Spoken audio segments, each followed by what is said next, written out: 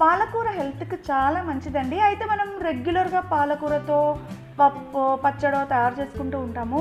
ఈరోజు మీకు నేను కొత్త స్టైల్లో అంటే కేరళ స్టైల్లో పాలకూర వేపుడు ఎలా తయారు చేయాలో చూపిస్తాను. Let's start.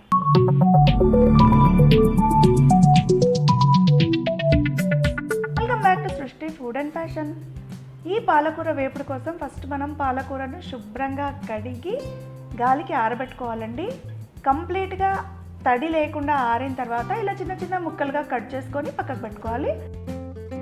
నెక్స్ట్ ఒక మిక్సీ జార్ తీసుకుని హాఫ్ కప్పు పచ్చి కొబ్బరి యాడ్ చేసుకొని అందులోకి ఒక హాఫ్ స్పూన్ జీలకర్ర, మన కారంకు సరిపడా పచ్చిమిరపకాయలు, కొంచెం పసుపు యాడ్ చేసుకుని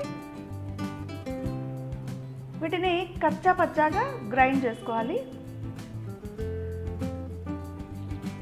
మెత్తగా పేస్ట్ చేయాల్సిన అవసరం లేదండి. ఇలా కచ్చా పచ్చాగా ఉంటేనే చాలా బాగుంటుంది. తర్వాత స్టవ్ మీద ఒక కడాయి పెట్టి అందులోకి 2 స్పూన్ల ఆయిల్ వేసుకోవాలి. ఈ ఆయిల్ వేడెక్కిన తర్వాత కొన్ని ఆవాలు వేసి అవి వేగిన తర్వాత కొంచెం జీలకర్ర, కొంచెం మినపప్పు కూడా వేసి వేయించుకోవాలి.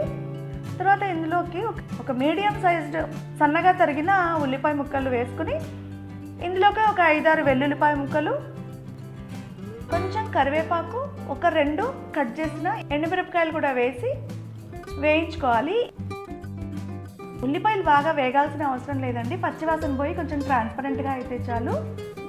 తర్వాత ఇందాక కట్ చేసి పెట్టుకున్న పాలకూరను ఇందులోకి యాడ్ చేసుకోవాలి.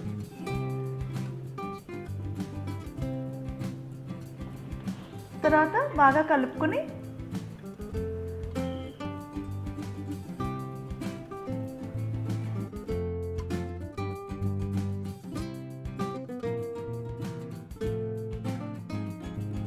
తర్వాత మూత పెట్టి 1 నిమిషం పాటు మగ్గనివ్వాలండి.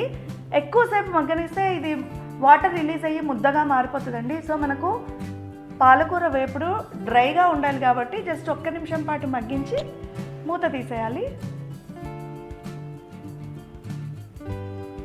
తర్వాత ఇందులోకి ఇందాక మిక్సీ కొట్టి పెట్టుకున్న కొబ్బరి మసాలా వేసుకోవాలి.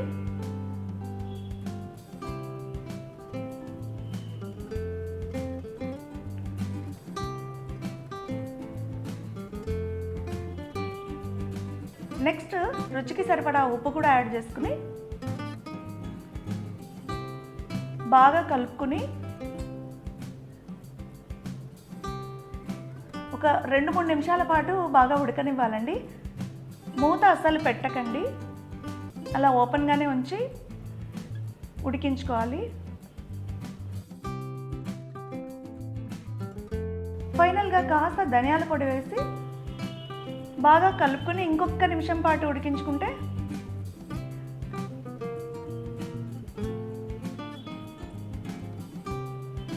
సూపర్ టేస్టీ కేరళ స్టైల్ పాలకూర వేపుడు రెడీ అయిపోతుందండి.